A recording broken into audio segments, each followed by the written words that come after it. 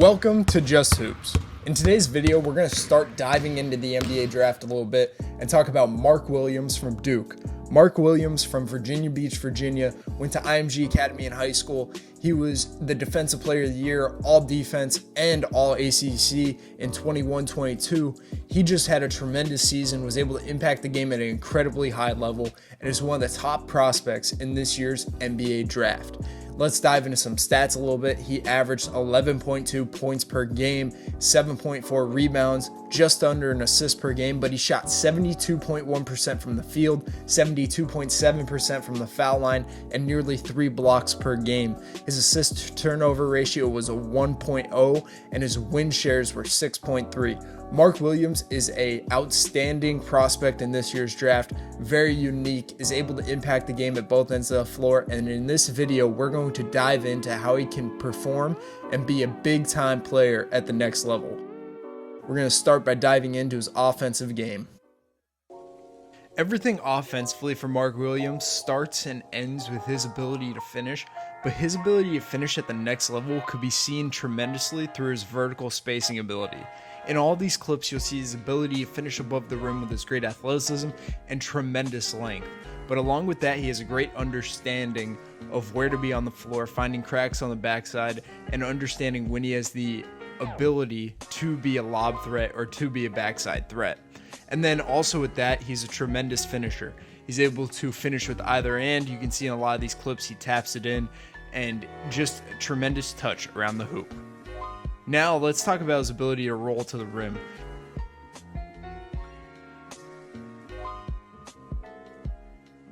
This clip against Carolina could show a lot of things about Mark Williams as a roller and a screener. He does a great job at making multiple efforts to set the screen, and when he does a good job, gets his feet set, makes contact, and allows his guard to get off. And then on the roll, he takes his time, finds a crack, and makes himself available to finish. As a roller, you'll see in this clip against Carolina again, he just makes himself available, he finds the crack behind the drop, catches it high, keeps it high, and makes the tough finish. His ability in all of these clips to just understand and have a great aptitude for where the defense is, what they're trying to do, and his ability to just find those cracks, make himself available, and finish these plays. He does an awesome job at just having a connection with his guards too, at knowing where they're going, where they think that he can get them, when to slip. He had a tremendous relationship with his guards in terms of on-floor chemistry and making himself available in these opportunities. Last thing that I want to touch upon is just how hard he rolls after setting great screens. He pops his feet, makes contact with the defense, and then as a roller, he just finds those openings, attacks hard, he sprints to the front of the rim, makes his hands available, and finishes these opportunities at an incredibly efficient level. Now let's talk about the offensive glass. So a lot of this comes down to effort, his tremendous size, his length, his athleticism, but his overall effort and stick-to-itiveness on the glass is one of the best in college basketball last year. He's not afraid to make multiple efforts, to have a really good second bounce. Also, he has that great touch around the rim that not everything has to be a dunk. He has the ability to tap things in one or two hands.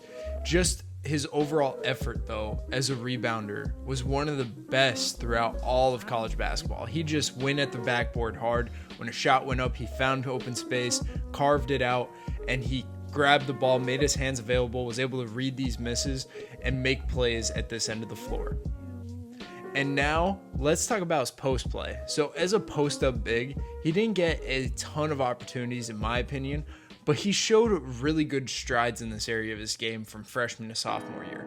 He was able to catch, be poised on the block, take his time, make solid moves, keep good footwork. He showed an ability to finish with both hands over the left and right shoulder. Yes, he did favor his left shoulder as a righty, but who wouldn't? And I just think that this part of his game is one of his best and most under talked about because of his tremendous ability to seal and do the little things at an incredibly high level consistently. And the last thing I want to talk about is how he's an underrated playmaker. I believe Mark Williams showed throughout his sophomore season that he has a tremendous feel and understanding for the game of basketball, and he was able to make some really incredible passes throughout the entire season, his ability to just read the floor, make the next pass, make the smart play with the ball in his hands. At times, yes, he was a little weak with it, a little out of control, making plays in the air, making plays off one foot. But I think at the end of the day, his understanding and basketball IQ will make him a high-level playmaker out of the paint at the next level, if that means him playing out of the short roll, him playing in transition. But I think that this could be a big part of his game moving forward. So now let's go to the other end of the floor where Mark Williams has excelled tremendously. Let's start by talking about his post defense. I think one thing that I can say consistently throughout this half of the video is that he just understands his matchups, does a great job in scouting reports, and really takes away what the offense wants to get to on a night-to-night basis. So as we talk more specifically about post defense, he did a great job at staying solid, staying on his feet, only jumping when he had an opportunity to block a shot, which we'll talk more about later. But he does a great job taking it in his chest, staying low, having great base, using his body to keep guys out of position, out of deep paint touches. And then once the guys catch it on offense, he just stays solid, keeps his hands active, keeps them up, and really makes things tough for the offense. His physicality, his length, his strength, overall just makes it really tough for an offensive big man to get good position first off, and secondly, get off a good shot without a tremendous contest. As far as post defense goes, I believe Mark Williams is one of the best in this draft class and has shown a tremendous ability to do it against all types of matchups. Now let's talk about his perimeter defense, which I think is underrated, but it just goes to show his ability to understand scouting reports outside of his position. He did a great job at staying low, he moved well laterally, he kept active hands, active feet. His ability to keep his hands active, I believe, was a major part in his success in switching out to the perimeter. And in the NBA, he'll be forced into these matchups a lot. Teams like putting guards on bigs and really attacking them, but I think Mark Williams will be an exception to this.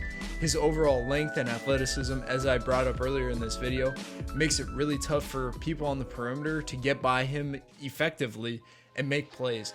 He does a great job at staying low, keeping his hands active and out. This next clip against Syracuse will show a lot of different things about Mark on the perimeter. First, he did a great job in transition, cutting off the rim, and then he switches out to the perimeter against Swider.